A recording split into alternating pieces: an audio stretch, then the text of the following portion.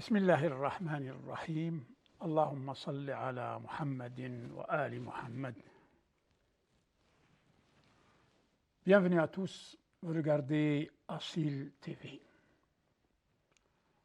On continue, on parle des droits de l'homme.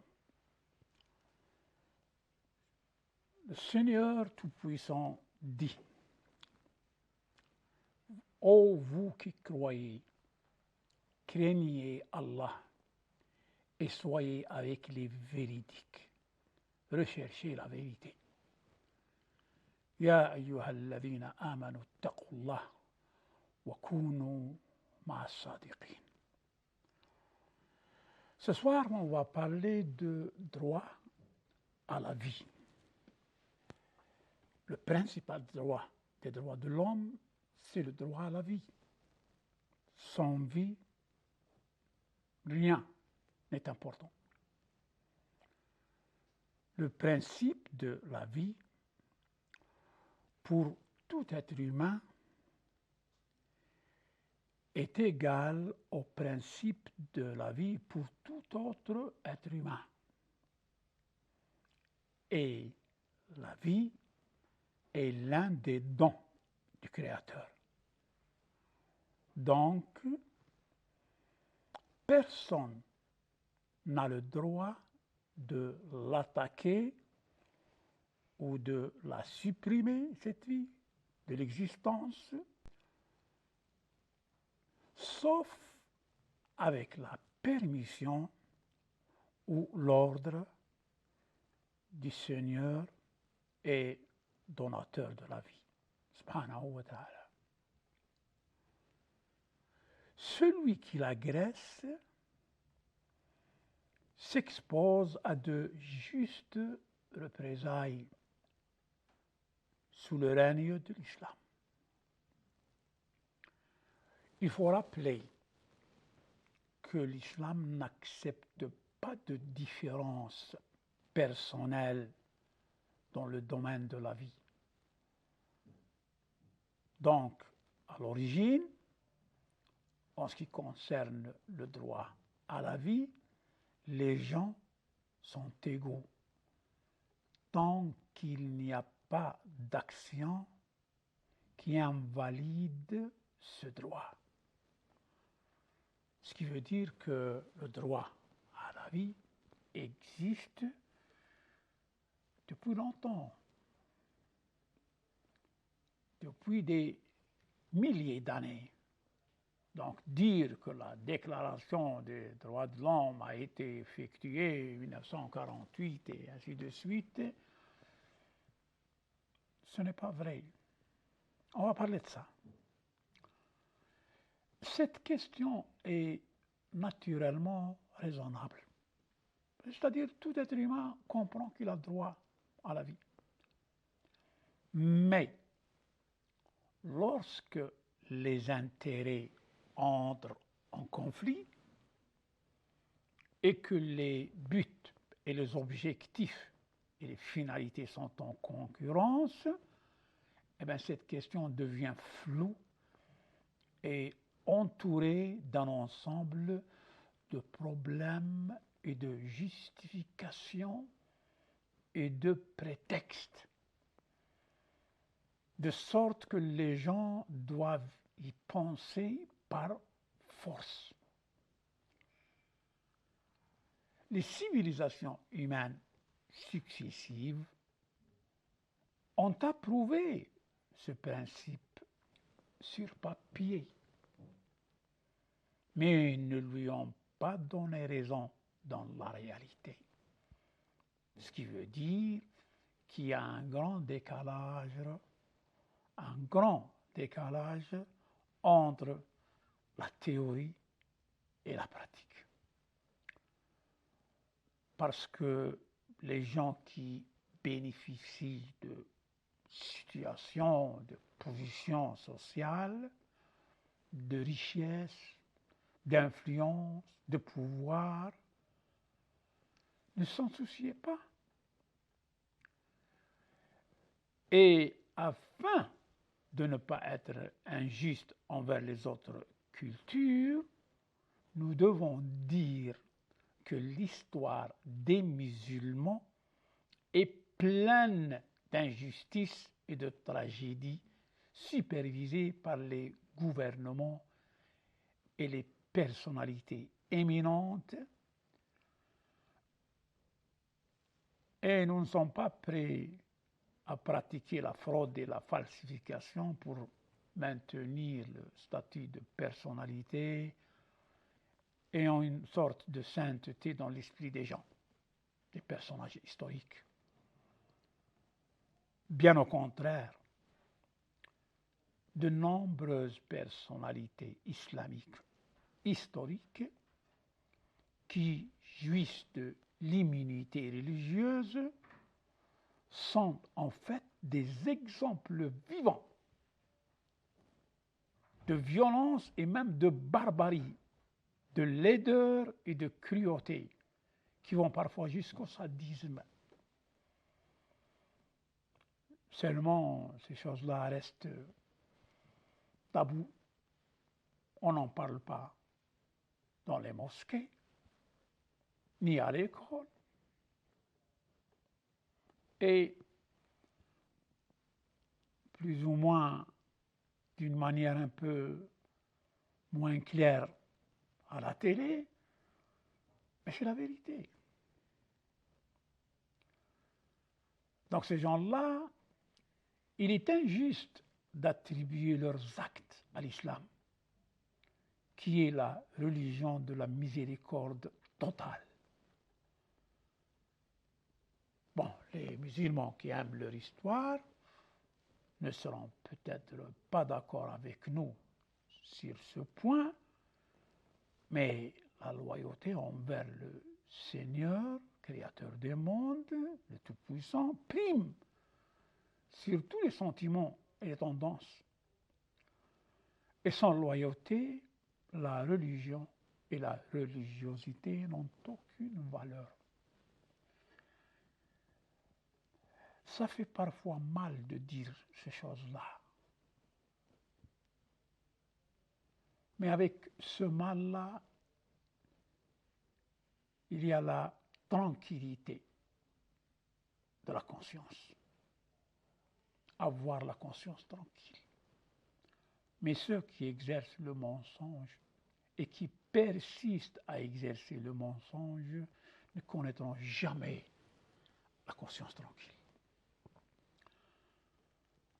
Il n'est possible d'embrasser la vérité de la manière souhaitée qu'en abandonnant l'égoïsme, le fanatisme, le racisme et les intérêts qui s'y mêlent et qui excluent les autres, c'est-à-dire en étant ouverts à tous, quelles que soient leurs origines, leurs couleurs, leur religion, leur langue, leur histoire.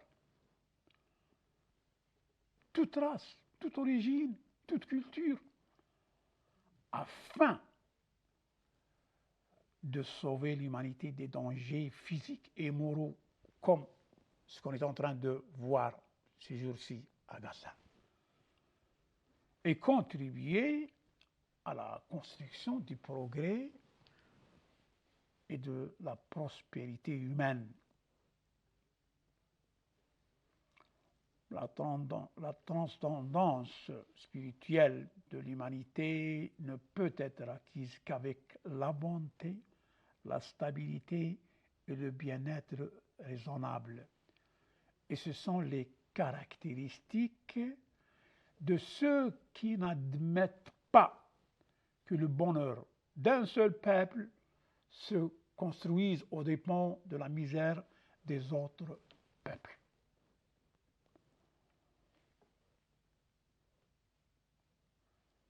Je ne fais pas d'insinuation. Les choses sont claires. Les bulletins d'information quotidiens vous disent mieux que ce que je suis en train de vous dire.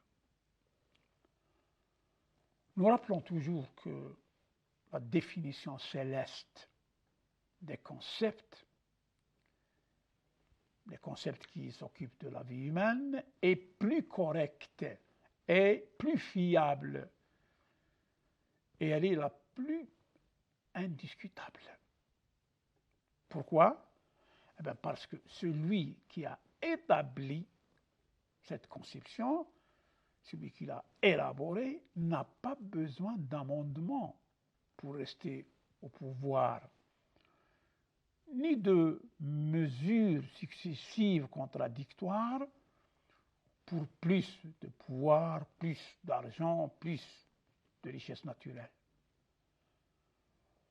Même les sentiments qui émeuvent une personne et créent en elle de l'ambition et du désir,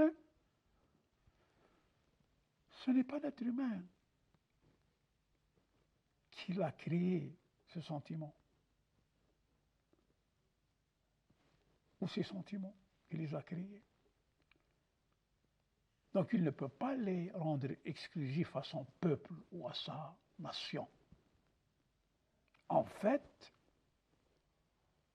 il sait beaucoup de choses par nature, mais avec des motivations instinctives, il exploite sa force d'un côté et la faiblesse des autres de l'autre côté pour leur imposer ce qu'il veut. Et il formule des concepts à son goût. Et cela ne l'empêche pas de parler grossièrement de liberté et d'indépendance alors qu'il combat régulièrement la liberté et l'indépendance jour et nuit. Lorsque nous disons cela, nous faisons référence aux capacités mentales et spirituelles que le Créateur, Seigneur Tout-Puissant, gloire à lui, a créées dans l'homme, de telle sorte qu'il n'a pas besoin d'un tiers extérieur pour distinguer le beau du laid, le nuisible du bénéfique. Mais il trompe l'esprit lorsque les intérêts sont en conflit. C'est-à-dire lorsqu'il y a un engagement envers la justice, mais avec cet engagement, on risque de perdre ou de rater des opportunités et des bénéfices. Et c'est ici que commence la bataille interne entre le moi égoïste et la conscience. Le Saint-Coran n'utilise pas l'expression ou le terme conscience, mais il en fait allusion en utilisant d'autres termes. Et il l'a souligné lorsqu'il a dit « Mais l'homme sera un témoin perspicace contre lui-même. Bal al-insanu ala nafsihi basira » Ce qui veut dire que l'homme n'est pas inconscient quand il se dérobe de ses responsabilités. Il sait bien ce qu'il est en train de faire.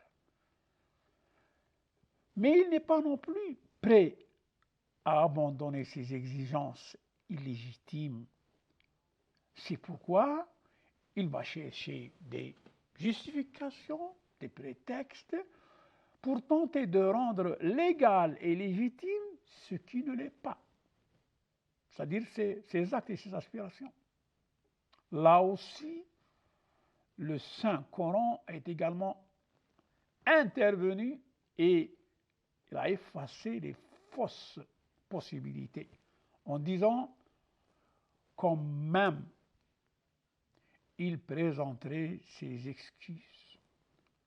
Walaou alqa ma'adira, même s'il présente ses excuses. Cela veut dire tromper, mentir, tricher, Et la tromperie se produit lorsque les instincts dominent la voie de la conscience. Et cela se produit même si la personne est, même s'il s'agit du plus instruit des érudits et le plus sage des sages. Parce que avoir la connaissance est une chose et l'utiliser correctement pour le bien ou le mal en est une autre.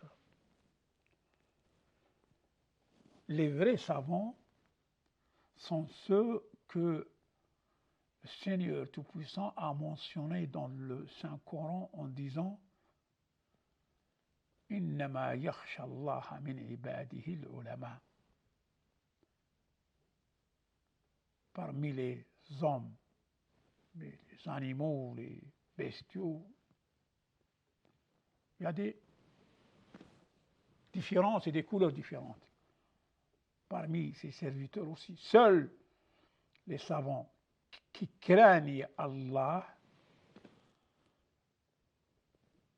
sont les vrais savants. Innama yakhsha Allah min ibadihi al-ulama. Allah est certes puissant et pardonneur. Donc,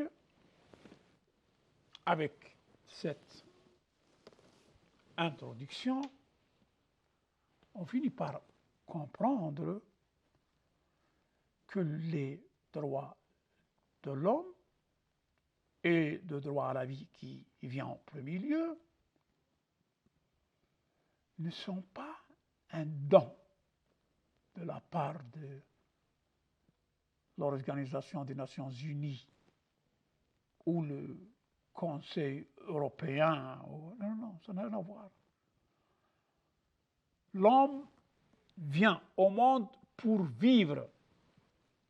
C'est à la fois un droit et un objectif. Tracé par le Seigneur. Donc ce n'est pas quelque chose qui n'existait pas et qui, grâce à l'ONU et au Conseil européen et à l'UNESCO, et voilà, il est venu au monde. Non. C'est quelque chose qui existait depuis des milliers d'années. En venant au monde, l'homme, et quand on dit l'homme, c'est-à-dire l'homme et la femme, vient pour vivre. Donc sa vie est à la fois un objectif, mais aussi un droit. Et ce droit est indiscutable. On ne peut pas le mettre aux enchères. Et pourtant, c'est le cas. Les Européens avaient également leur propre manière de comprendre et de définir les droits de l'homme d'une manière qui va à l'encontre du Coran et des religions en général et de l'islam en particulier. Ils avaient donc leur propre conseil et leur propre convention. La Convention européenne des droits de l'homme, c'est EDH. Et il s'agit d'un traité international visant à protéger les droits de l'homme et les libertés fondamentales sur le continent européen. Donc là, il y a déjà un aspect raciste, racial, je ne sais pas quel est le terme adéquat. Et son projet a été élaboré par le Conseil de l'Europe, nouvellement créé après la Deuxième Guerre mondiale, en 1950, et son application a commencé au mois de septembre 1953.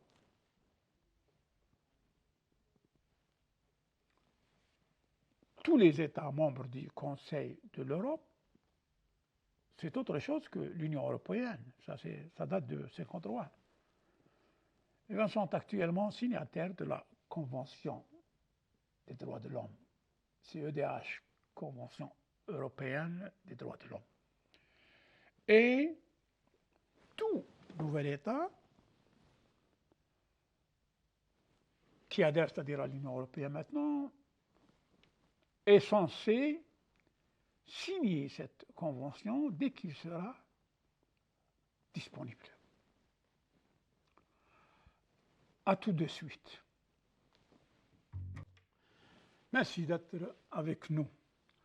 Donc, voilà la Convention européenne des droits de l'homme.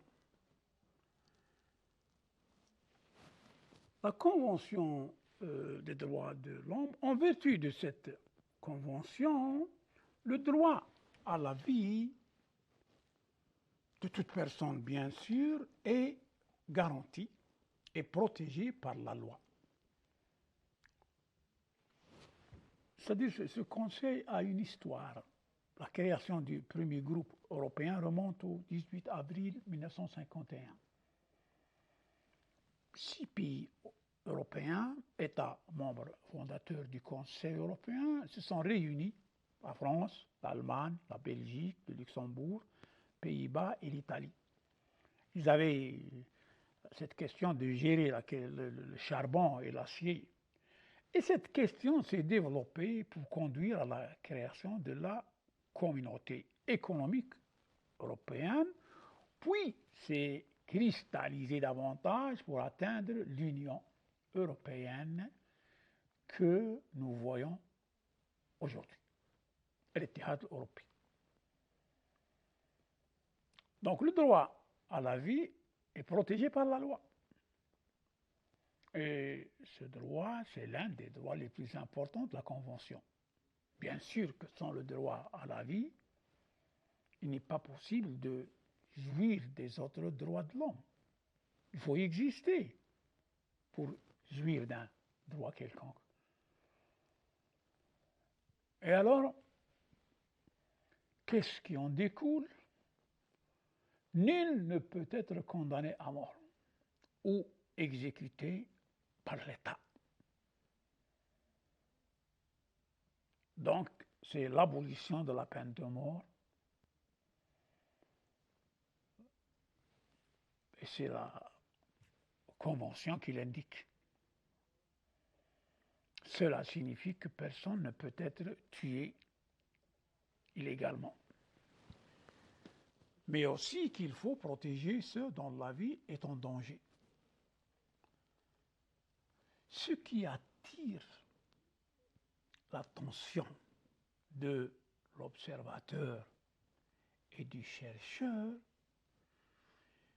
c'est que les États membres du Conseil européen ce jour-là, qui ont ratifié la Convention relative aux droits de l'homme, en Europe bien sûr, étaient eux-mêmes, à l'exception du Luxembourg, des États coloniaux qui ont commis dans leur colonie des atrocités difficiles à décrire, que ce soit verbalement ou par écrit.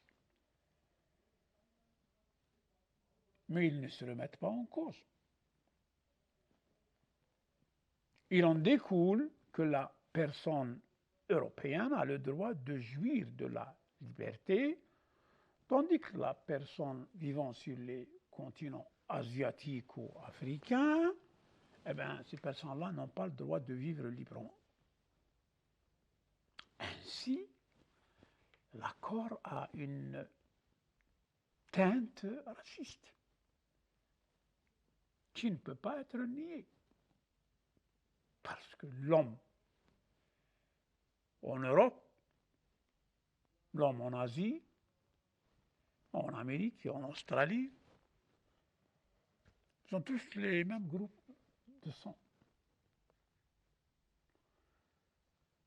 La réalité témoigne que le droit à la vie dans notre monde n'est garanti qu'au plus fort. Tandis que les faibles et les opprimés doivent résister et se battre pour l'obtenir. Ceux qui font semblant de défendre les droits de l'homme en général et le droit à la vie en particulier montrent par leurs actes qu'ils n'y croient que dans la limite de ce qui garantit leurs intérêts. Et ce sont des intérêts qui se font souvent aux dépens des intérêts des autres.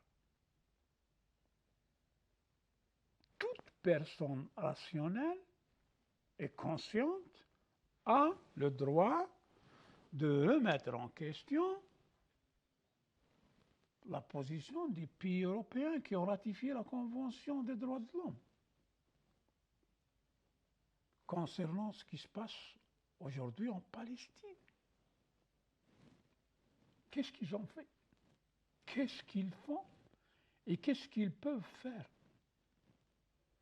Toute personne a le droit de le faire.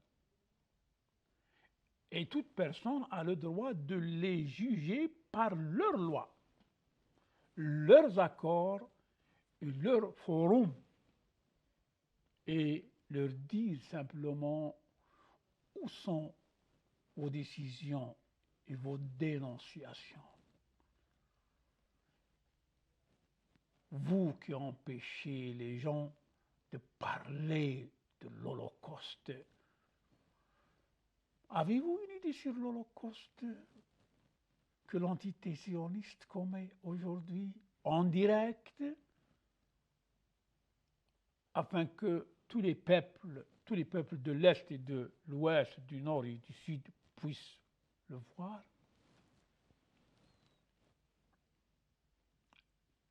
Un holocauste effectué avec cynisme et grossièreté.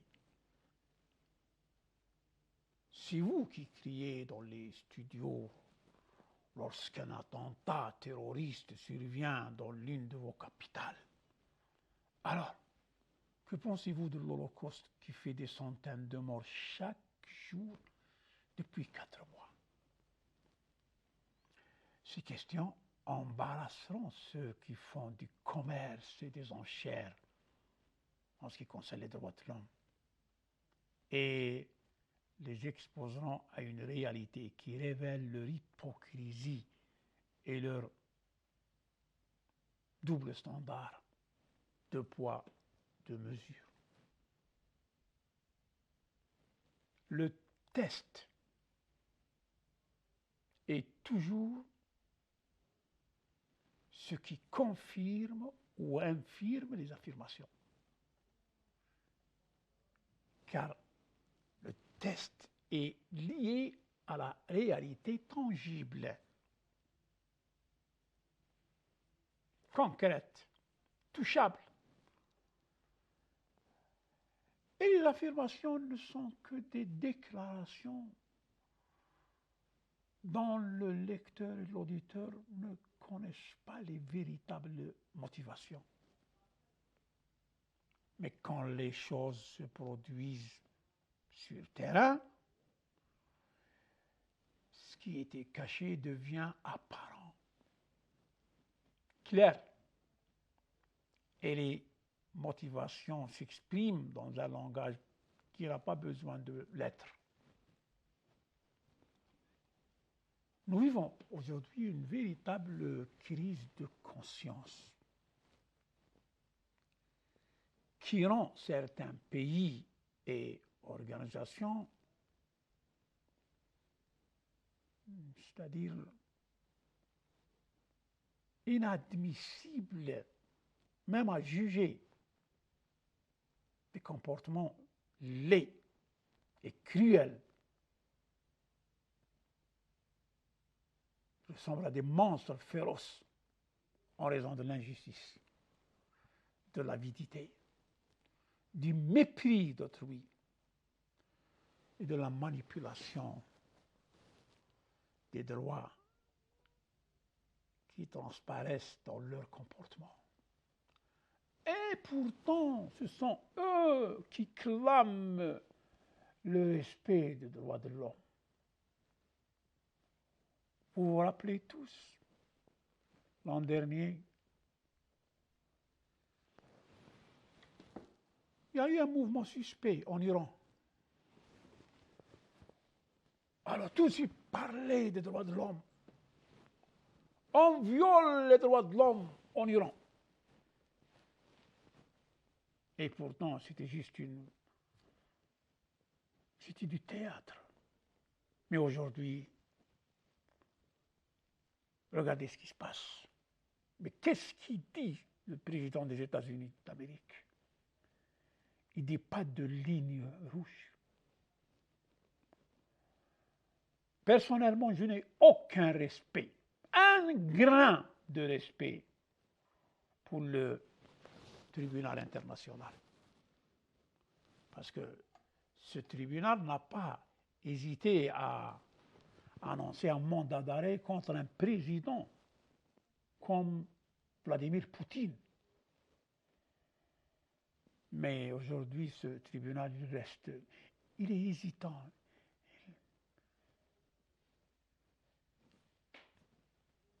Aux États-Unis, les policiers payés pour protéger les citoyens sont les mêmes qui tuent les citoyens chaque jour. Chaque jour. En particulier ceux qui ont la peau foncée. L'homme responsable de l'assassinat de centaines de milliers d'Irakiens après 2003 jouit d'une immunité qui le place au-dessus de toutes les lois, à l'exception, bien sûr, de la loi du ciel qui l'attend. Un de ces jours, il va rejoindre son père. Bref, il a été dit que la Convention européenne des droits de l'homme a servi à combattre les excès de violence policière et, regardez, à contraindre les pouvoirs publics à mener des investigations effectives sur les meurtres et à mettre le doigt sur les carences gouvernementales en matière de réaction face aux attentats terroristes, et ainsi de suite. On en a parlé. Ces gens-là sont de bons orateurs. Ils sont talentueux lorsqu'il s'agit de parler. Mais quand il s'agit de passer à l'acte, ils échouent toujours. Leur problème, c'est qu'ils n'ont pas la tradition ou la culture de s'excuser quand ils font mal aux autres. Ils ont fait énormément de mal, énormément de misère, de souffrance, de tragédie en Afrique, en Asie. Ils ne se sont jamais excusés et ils n'ont pas l'intention de le faire. C'est l'arrogance. C'est pour ça que nous devrions nous mettre en garde contre leur futur, pour ne pas devenir arrogants comme eux, féroces, sauvages, barbares comme eux. J'ai vu une vidéo du président français, Nicolas Sarkozy, l'ex-président français, et il faisait un discours, il a dit « Les grandes atrocités n'ont pas été faites en Afrique ou en Asie, c'est en Europe. Les 2 guerres mondiales, c'est en Europe. » Il a parlé là-dessus. C'est un discours qui mérite d'être écouté. Quelle est la position de l'islam à ce sujet? Nous ne devons pas ignorer que les droits de l'homme existent chez l'homme depuis le jour où Allah Tout-Puissant l'a créé. Et qui sont aussi imposés dans les livres célestes. la Torah, l'Évangile, le Coran. Et cela signifie que les organisations et les entités qui l'ont annoncé et qui ont prétendu l'avoir approuvé se montent en fait à elles-mêmes, ces organisations. Et lorsqu'une entité personnelle ou morale s'attribue une réalisation tout en sachant qu'elle ne lui appartient pas, cela signifie qu'elle a été dépouillée de vertu, d'honnêteté et d'intégrité. Et celui qui est dépourvu d'honnêteté et d'intégrité pratique le mensonge aisément, à l'aise. Et ça aussi, c'est une impureté morale. Et aucun bien ne vient de l'impureté. Aucun. Ce comportement explique la position de la laïcité et de l'athéisme à l'égard de la religion en général et de l'islam en particulier. Parce que l'islam leur ferme la porte au nez lorsqu'ils commencent à tricher. L'islam leur dit simplement qu'ils en dépendent et qu'ils déshumanisent les bénédictions d'Allah Tout-Puissant sur eux afin de s'en attribuer le mérite. Au contraire, le Saint-Coran a condamné ceux qui recherchent des louanges pour quelque chose qu'ils n'ont pas fait. الذين يحبون أن يحمدوا بما لم يفعلوا فلا تحسبنهم بمفازة من العذاب. Ne pense point que ceux-là qui exultent de ce qu'ils ont fait et qui aiment qu'on les loue pour ce qu'ils n'ont pas fait, ne pense point donc qu'ils trouvent une échappatoire au châtiment. فلا تحسبنهم بمفازة من العذاب. Pour eux, il y aura un châtiment douloureux. وَلَهُمْ عَذَابٌ عَظِيمٌ.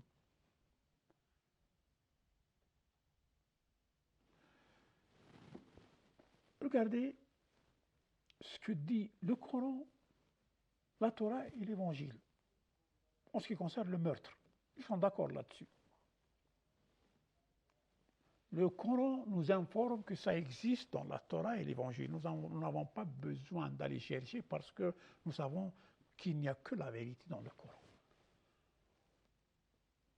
Oh les croyants, Ya ayyuha alladhina amanu, kutiba alaykum al-qisas fi al-qatla, al-hurr bil-hurr, wal-abd bil-abd, wal-untha bil-untha. On vous a prescrit le talion au sujet des tués, homme libre pour homme libre, parce qu'à l'époque il y avait l'esclavage. Esclave pour esclave, femme pour femme. فمن عفي له من أخيه شيء فاتباع بالمعروف أو أداء إليه بإحسان. Mais celui à qui son frère aura pardonné, en quelque façon, doit faire face à une requête convenable et doit payer des dommages de bonne grâce. Voilà. Quiconque après cela transgresse aura un châtiment douloureux. Donc personne ne peut accorder des bénédictions aux autres concernant la vie. Le donateur, c'est Allah. La vie, c'est un don qui vient du Seigneur Tout-Puissant. Personne ne l'accorde à l'exception du Créateur, le Tout-Puissant. Même les plus grands athées ne peuvent prétendre savoir comment la vie est donnée et ils n'en voient que les effets. La vie, c'est un don céleste. C'est Allah qui a donné la vie, que Netanyahou est en train de supprimer aujourd'hui. Un malade qui veut fuir les poursuites de justice est en train de tuer des femmes et des enfants, et le président des États-Unis lui dit pas de ligne rouge. L'histoire ne les pardonnera pas, ces gens-là. Et nous savons bien, maintenant nous savons bien pourquoi ils ne deviennent pas musulmans. Ils ne sont pas habilités à devenir musulmans. Un sauvage à ce point qui dit qu'il n'y a pas de ligne rouge pour tuer des enfants et des femmes ne réussira jamais à devenir musulman. Jamais. C'est lui-même qui a fermé la porte du repentir. Pas de ligne rouge. Ils sont eux-mêmes qui ont créé Daesh, Al-Qaïda et tout ça, vous savez. Alors, il suffit de voir le débat entre Hillary Clinton et Donald Trump. Donc, les organismes vivants se forment de diverses manières. Mais ils se reproduisent. Et là, il y a un chevauchement entre le droit à la vie de l'individu et le droit à la vie du groupe, par le biais de la préservation de la progéniture. Mais la version humaine de l'affaire protège également les criminels, car elle empêche les représailles et l'exécution. Pas de peine de mort. Il a le droit de tuer, lui, mais nous n'avons pas le droit de répliquer. Il tue, il reste vivant. Au nom des droits de l'homme. Et alors? Mais la victime n'a pas de droit à la vie. Ainsi, pour qu'un meurtrier ne meure pas et reste en vie, des milliers de vies restent en danger. Des expériences ont prouvé que les tueurs répètent l'expérience meurtrière plusieurs fois, car ils ne ressentent plus l'effet de la conscience après la première opération. On les appelle les récidivistes. C'est quoi un récidiviste? Il s'agit d'une personne ayant déjà été condamnée et qui a commis une nouvelle infraction. C'est ça un récidiviste. On n'a pas le droit d'appliquer la peine de mort à un récidiviste. Mais lui, le meurtrier, il a le droit de tuer à maintes reprises. C'est la pensée humaine. C'est la version humaine. Alors les humains peuvent-ils être plus miséricordieux que le Seigneur des humains? D'où vient la miséricorde en premier lieu? Peuvent-ils créer ou inventer la miséricorde? C'est une bénédiction que le Créateur a déposée en eux, au fond des gens. S'ils l'utilisent bien, ils en bénéficieront. Et s'ils abusent, ils s'exposent à des calamités. Les représailles sont appliquées dans les crimes intentionnel, de sorte que le sort du tueur est d'être tué. Et celui qui endommage un organe doit permettre à la victime d'endommager le même organe. Et cette décision n'est pas propre uniquement au Coran, mais on la trouve également dans la Torah et l'Évangile. Œil pour œil, dent pour dent. L'explication en est que la victime aura droit à une indemnisation et préservera sa dignité, d'une part, et que cela contribuera également à protéger la société contre la propagation de la criminalité.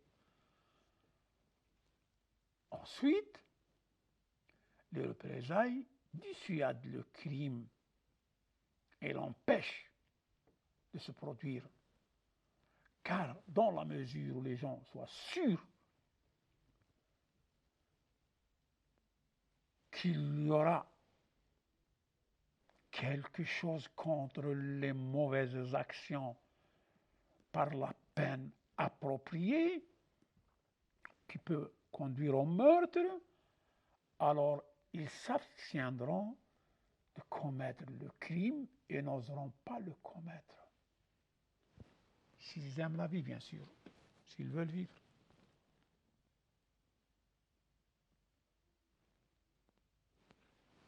Cependant, lorsque la règle des représailles est suspendue et que les tribunaux se contentent d'une peine d'emprisonnement ou quelle que soit sa durée, eh bien, cela laisse la voie au crime ouverte.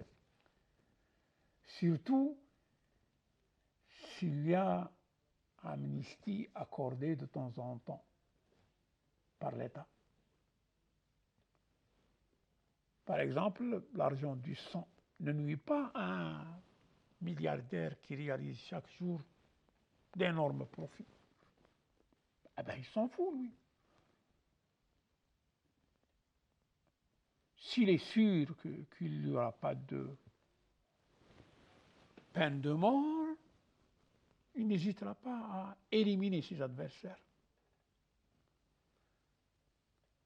C'est pourquoi il est dit dans le Saint-Coran à ce propos, « Et il y a pour vous la vie en représailles aux gens intelligents, afin que vous deveniez justes. وَلَكُمْ فِي الْقِصَاصِ حَيَاةٌ يَا أُولِي الْأَلْبَابِ لَعَلَّكُمْ تَتَّقُونَ » À tout de suite. Merci d'être avec nous.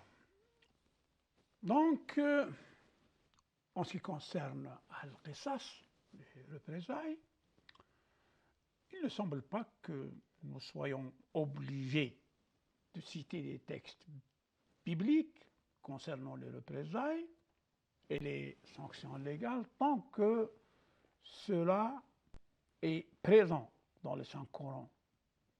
Et nous sommes des musulmans qui croyons en tout ce qu'il y a là-dedans, c'est-à-dire dans le Coran. إنا أنزلنا التوراة فيها هدى ونور فيها الهدى والنور يحكم بها النبيون. Donc le Coran, ce qui concerne les représailles, le qisas, il nous dit que من أجل ذلك كتبنا على بني إسرائيل أنه من قتل نفسا بغير نفس أو فساد في الأرض فكأنما قتل الناس جميعا ومن أحياها فكأنما أحيا الناس جميعا. Donc, le Coran nous dit dans la sourate Al-Maïda que le règlement sur le représailles se trouve dans la Torah et l'Évangile. Et il est identique à ce qui se trouve dans la loi islamique. Il dit, nous avons fait descendre le Torah, ou la Torah, dans laquelle il y a guide et lumière. Huda, Nour. Et c'est sur sa base que les prophètes qui se sont soumis à Allah, ainsi que les rabbins, jugent les affaires des Juifs. Car on leur a confié la garde du livre d'Allah. Et ils en sont les témoins. Donc, ne craignez donc pas les gens, mais craignez moi. Et ne vendez pas mes enseignements à vil prix.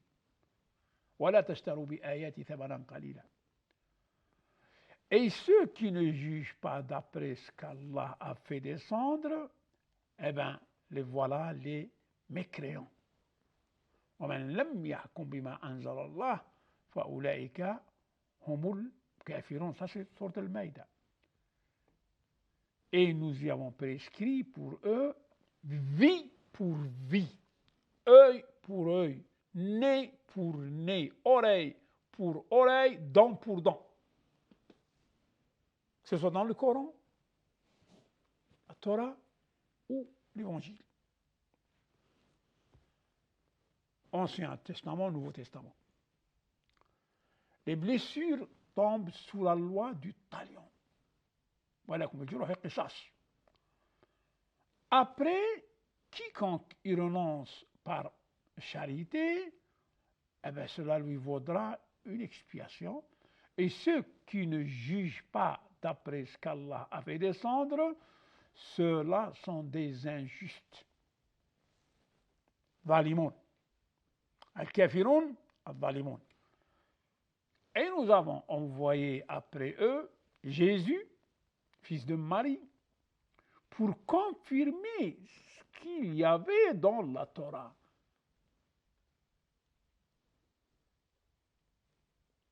Et nous lui avons donné l'Évangile, où il y a guide et lumière pour confirmer ce qu'il y avait dans la Torah. Avant lui, bien sûr. Et un guide et une exhortation pour les pieux. Que les gens de l'Évangile jugent d'après ce qu'Allah y a fait descendre. Ceux qui ne jugent pas d'après ce qu'Allah a fait descendre, ceux-là sont les pervers. Alors remarquez, 3 fois. Une fois il dit sont les mécréants, une fois il dit sont les injustes, et une fois il dit sont les pervers, fasiqoun. Donc, ils sont pervers, et ils sont mécréants, et ils sont injustes. Qui? Eh bien, les gens qui jugent d'une manière contraire aux représailles qui existent dans la Torah, l'Évangile et le Coran. Ce qui nous permet de dire librement que le Conseil européen des droits de l'homme est à la fois mécréant, pervers et injuste. Ce ne sont pas nous qui disons cela, c'est le Seigneur Tout-Puissant. Il nous est légitime de le dire et de le répéter. Voilà. Eh bien, il n'y a rien d'étrange, il n'y a rien de bizarre là-dessus, puisqu'ils sont pervers et mécréants et injustes. Alors, on ne doit pas être étonné qu'ils ratifient en Allemagne un article qui dit qu'un jeune homme peut épouser sa sœur. Récemment, bien sûr, ça fait 2 ou 3 mois. Eh bien oui, lorsque le juge est à la fois mécréant, injuste et pervers, ce n'est pas étonnant que ça émane de lui. Des choses comme ça. Ce qui serait étonnant, c'est que ça vienne d'un pieux. Mais d'un pervers, non. Donc, ceux qui abolissent la peine de mort pour les meurtriers intentionnels abolissent en fait les lois et les droits des personnes que le Seigneur Tout-Puissant leur a donnés. Avec ce comportement, intentionnel bien sûr, volontaire, ils violent le droit de l'homme à une vie sûre, alors qu'ils devaient tenir le tueur pour responsable de son acte. Eh bien non, ils ne le tiennent pas.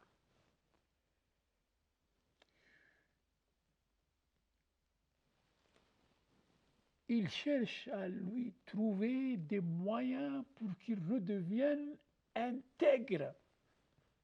Ils appellent ça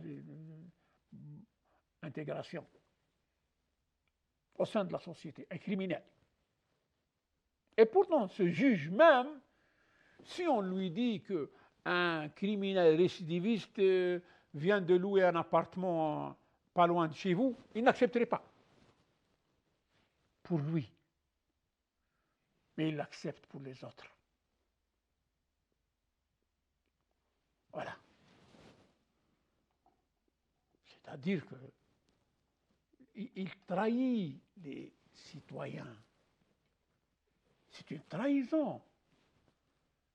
Accepter pour les autres ce qu'on n'accepte pas pour soi lorsqu'on est au pouvoir, eh bien c'est une trahison. Bien sûr qu'ils ne vont pas accepter ça, mais c'est la réalité. Parce qu'un juge est censé penser à l'intérêt des autres. Et il reçoit de l'argent en contrepartie. Donc normalement, il devait tenir le tueur pour responsable de son acte. Ils ne le font pas. Il va en prison, il passe quelques mois, amnistie, il dort. Il faut rappeler que le meurtrier qui va en prison devient un fardeau pour la société. Il ne fait que manger et dormir, et même s'il travaille en prison, son préjudice est plus grand que son bénéfice. Et il reste une menace sérieuse pour la société. Surtout ces criminels qu'on appelle les pédophiles, qui ont brisé, qui ont déchiré le tissu familial, qui ont poussé une famille à vivre le mal, à souffrir jusqu'à la fin de leur jour. Alors que lui, il passe quelques mois ou quelques années, il est dehors. Et il va dans une autre ville ou un autre pays pour recommettre, pour refaire ce qu'il avait fait avant. Il reste une menace sérieuse pour la société. Ce que les laïcs et les athées ne comprennent pas, c'est que les sanctions et les représailles légales ont été édictées pour dissuader les âmes de commettre des péchés et de violer le caractère sacré d'Allah Tout-Puissant, afin que la paix soit atteinte dans la société, afin que la sécurité soit répandue parmi ses membres, que la stabilité prévale, que la prospérité s'acquiert et surtout que la dignité humaine se réalise loin de tout ce qui trouble. En fin de compte, chaque décision a des conséquences et des répercussions, bonnes ou mauvaises. Et nous parlerons des conséquences et des répercussions survenues dans les pays qui ont aboli la peine de mort au nom du droit humain à la vie, après avoir fermé les yeux sur les droits des victimes à la vie. C'est ce qui nous fait dire haut et fort que cette décision a rendu un grand service aux criminels et elle a bafoué les droits des simples citoyens en danger. Bien sûr, nous savons qu'une personne ne naît pas meurtrière, ne vient pas avec l'intention de tuer. C'est-à-dire, une personne ne vient pas au monde prête à tuer. Mais nous savons aussi qu'elle possède des instincts, des inclinations, des tendances et des désirs qui peuvent lui permettre de tuer plus facilement si elle ne trouve pas un autre moyen d'atteindre son but. Et parfois, avec l'existence de l'alternative, il préfère tuer le meurtrier. Tous les livres célestes nous confirment que le premier meurtre de l'histoire de l'humanité s'est produit au temps d'Adam. C'est vieux. Que la paix soit sur lui. Et entre deux de ses enfants.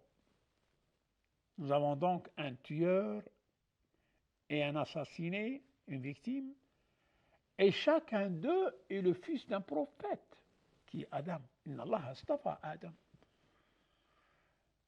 L'histoire est aussi vieille que l'humanité elle-même.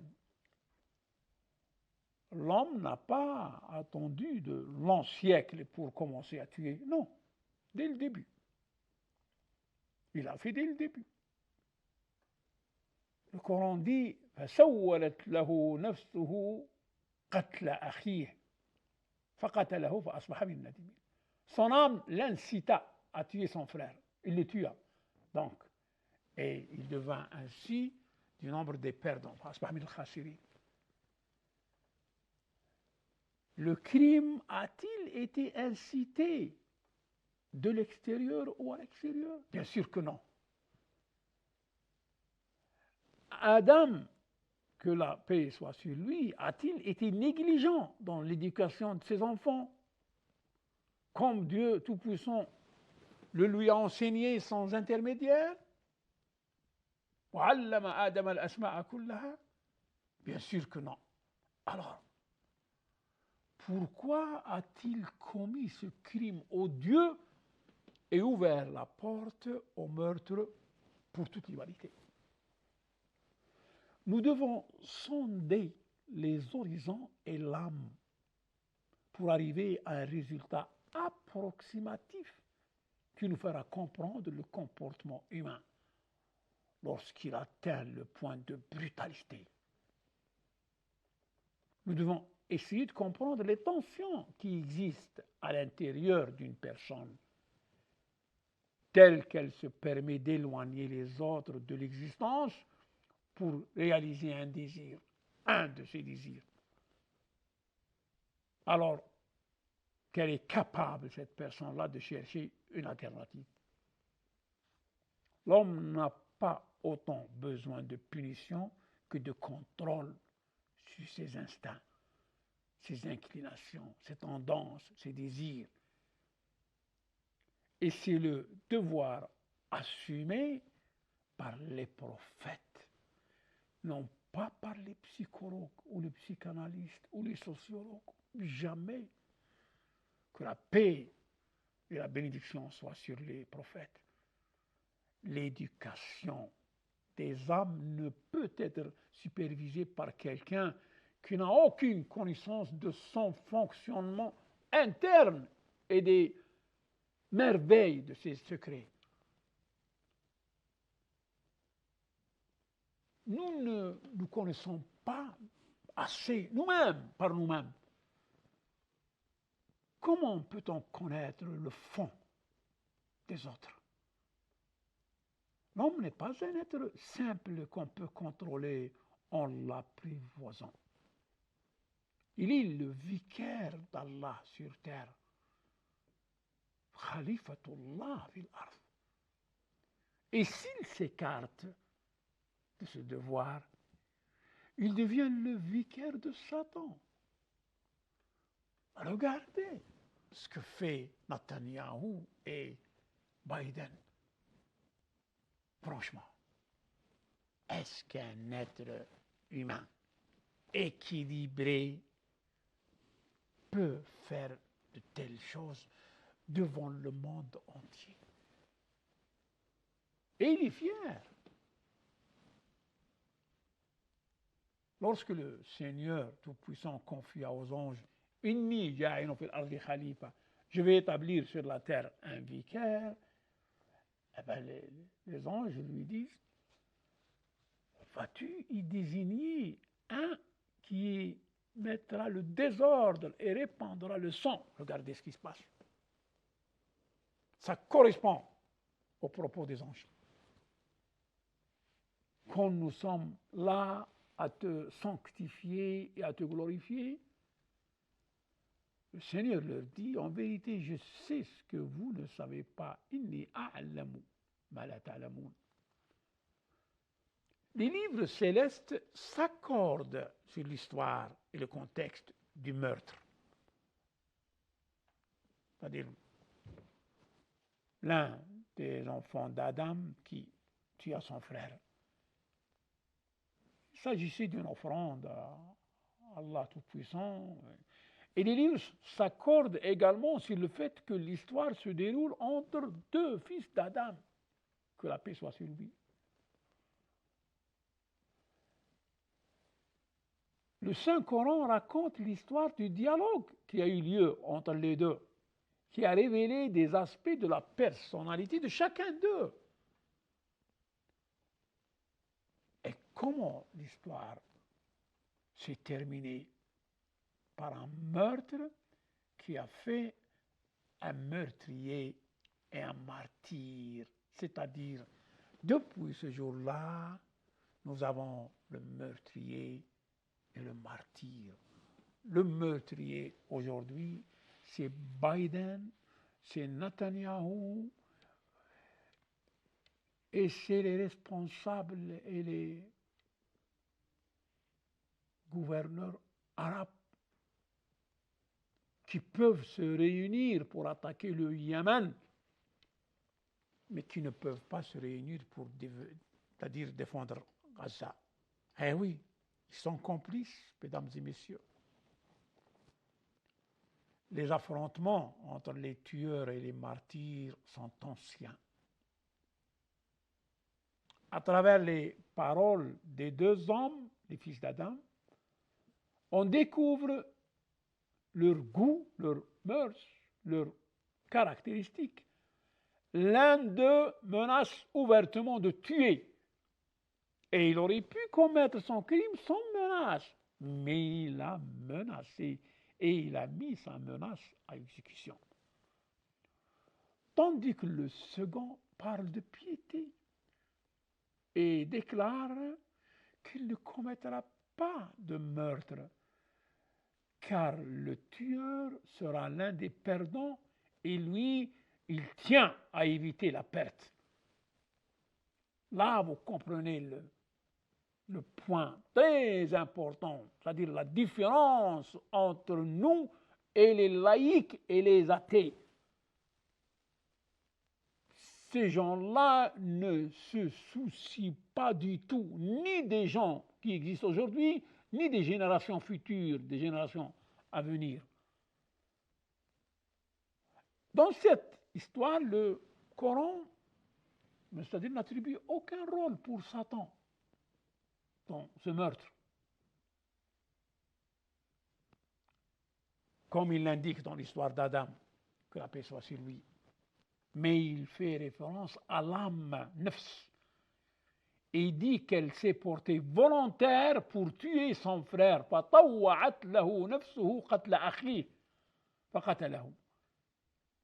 S'il y avait un rôle clair et direct pour Satan, cela apparaîtrait tout au long du discours.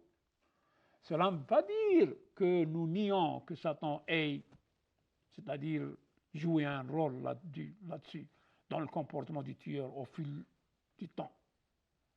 Mais nous ne nions pas que Satan ait une influence constante sur lui. Et le noble verset coranique le tient pour responsable sans faire référence à Satan. Donc, sur la base de ce principe, tout meurtre et tout meurtrier porte la responsabilité du crime.